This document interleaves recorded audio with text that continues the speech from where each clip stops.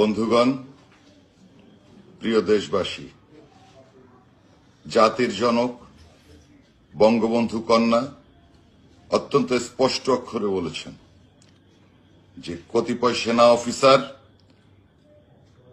চক্রান্তের মাধ্যমে তাকে দেশ ত্যাগে বাধ্য করেছেন।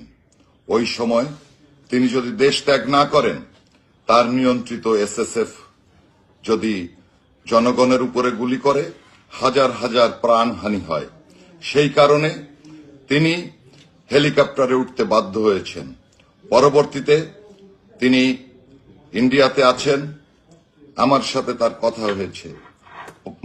আমাদের প্রিয় নেত্রী বলেছেন যে আপনারা দিশেহারা হবেন না, আপনারা সংগঠিত হন, প্রতিরোধ করুন। অবিলম্বে তিনি আমাদের মাঝে ফিরে আসবেন। জাতি